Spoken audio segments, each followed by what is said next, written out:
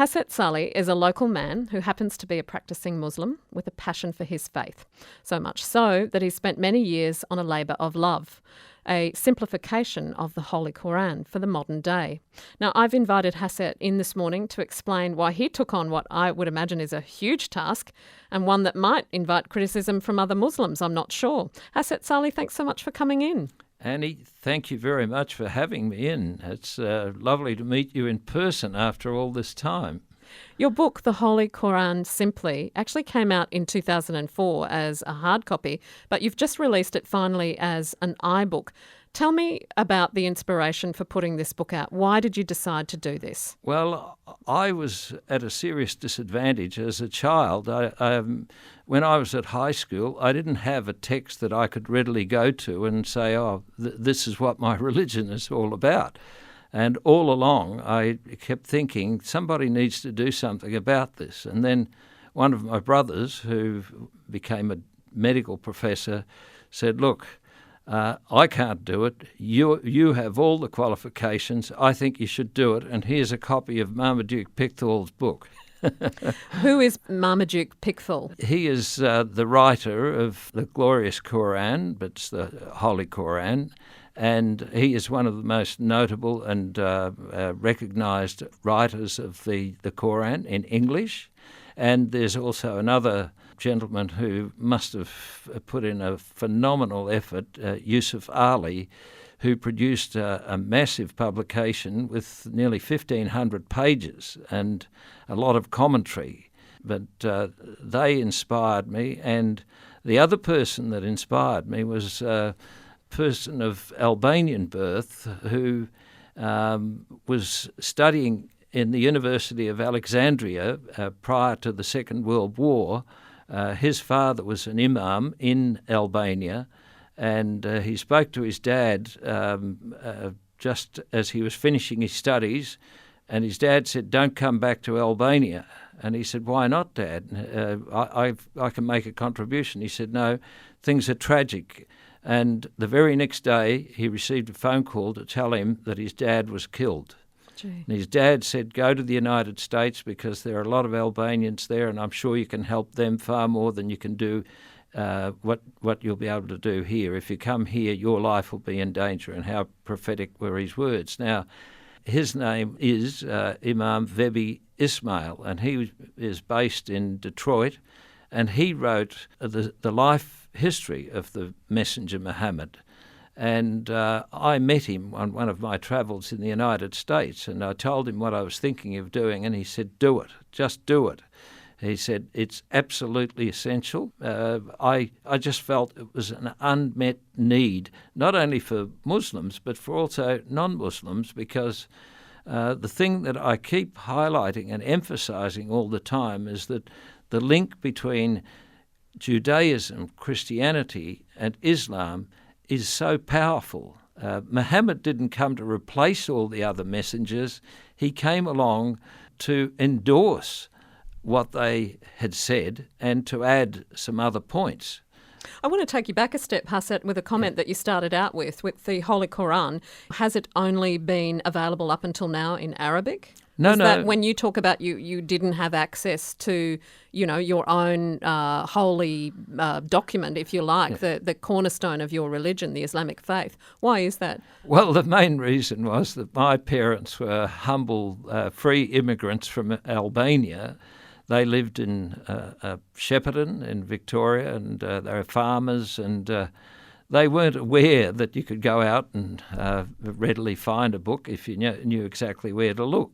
So the Holy Quran Simply, the book that you've written, what would you say its purpose is? Well, it's to be a simple version in simple English. I've tried to simplify the English that was used because in Pickthall's case, he has the classic text. He speaks in ye's and thous, and I see. It's cumbersome very Old to Testament read. style. Yes, exactly. Okay.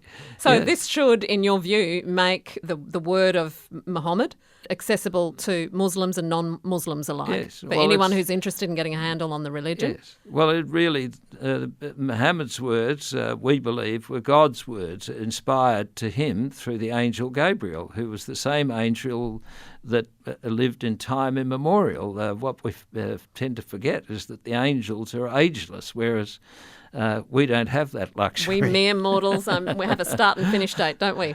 Correct.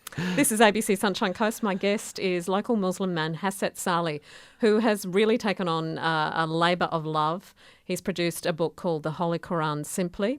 The hard copy came out in 2004, but now the iBook is out. It really has been a labour of love. Haset, how long did it take you to get this book out? Well, if you add up the period that I took before I wrote the hard copy and the period that it took to get the iBook store on, all up, the total effort's been over 40 years. Oh, wow. Yeah. I just see it as something that's not only spiritually and emotionally enriching, but also the thing that it really highlights to me is that the three one God religions all believe in a very important principle, and that is that all life is sacred, and not just human life, but all life, all living creatures, the trees, the vegetation that we have around, the food and the animals, and our environment is also precious. And we mere humans, as the trustees of this earth,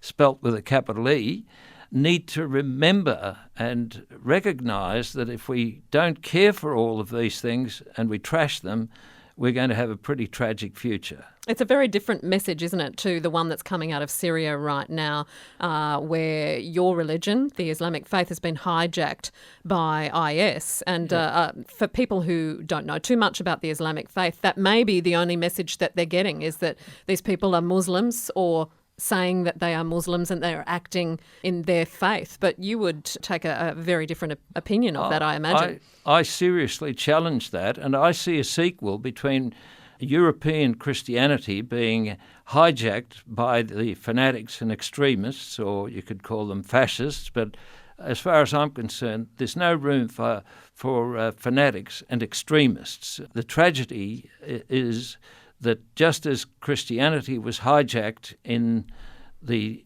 20th century, in Europe in particular, there's a very serious risk of that happening to Islam in the 21st century.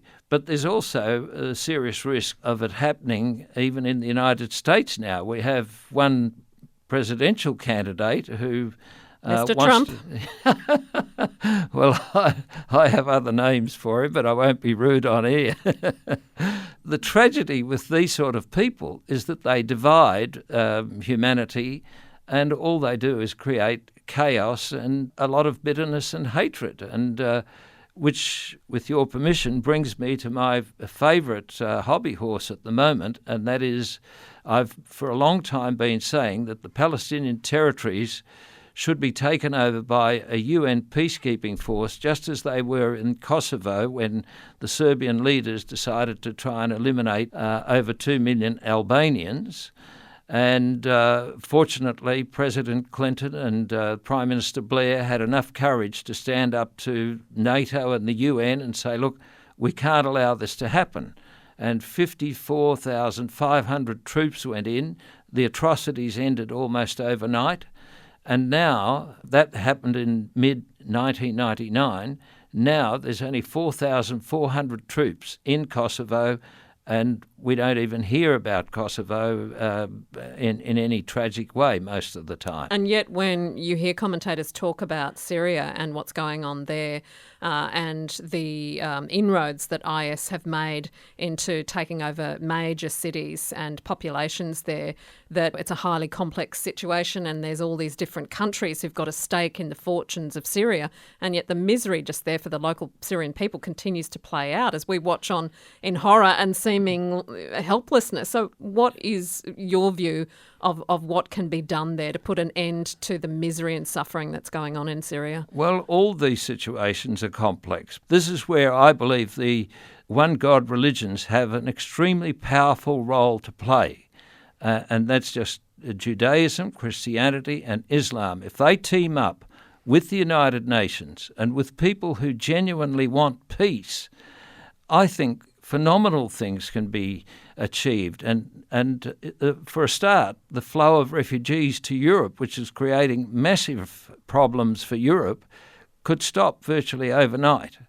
Any worthwhile situation is worth tackling, no matter how complex it is, and solutions can be thrashed out. The UN and the leading nations should be able to map out a course and allow the people of Syria, and for that matter the people of Palestine or the Palestinian territories, to sort out their differences and sort out who they want to govern them in a sensible and in a practical manner. And I think this can be achieved. And when we were talking earlier, I mentioned that the last conflict on the Gaza Strip was an absolute tragedy because several thousands of people died, mainly Palestinians, although the Jews were defending themselves as they were entitled to. The tragedy of it is that in the aftermath, the Arab nations had to kick in $6 billion to start a reclamation program. Now, if this money was dedicated to having UN peacekeeping forces, and I think the whole situation was summed up brilliantly by James Wolfensohn when he stepped down from being the head of the World Bank in 2005. He was asked whether he had any regrets, and he said, yes, I have one really major regret, and that is that this year alone, $50 billion is being spent on overcoming homelessness, poverty, and illiteracy.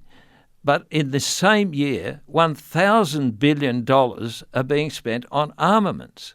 Now, if we could change this around, and I know the military-industrial people are running businesses and they want to make money, but if they were offered a tax break to get into desert reclamation, slum reclamation, we could convert an oasis in the Middle East, in most of the Middle East deserts, particularly by using solar power as well. The potential is phenomenal because humanity's knowledge has progressed so much. And if only we focus on prosperity and peace and harmony, I think miracles can happen. Wouldn't that be nice? Haset Sali is my guest, local Muslim man who's written The Holy Quran Simply. It's come out now as an iBook in 2016 and doing pretty well on the charts. Can we call them that? Well, it's just getting off the ground. We still have to get Instagram going and get the website really jazzed up. But anyone who's interested in looking at what I've just been talking about, if they look at Google and just click in Holy Quran Simply iBook, that will lead them to where they can look at the book. And there's a lot of explanatory notes that they don't have to pay to look at. Haset, I know that within the Islamic faith you often hear about the scholarly interpretations of the Quran. Have you had any commentary from Islamic scholars about your book and what you're trying to do? No negative criticism. No one has said, look, you're wrong. So I feel very proud that after releasing the book in 2004, and I gave some complimentary copies to some very, very senior academics.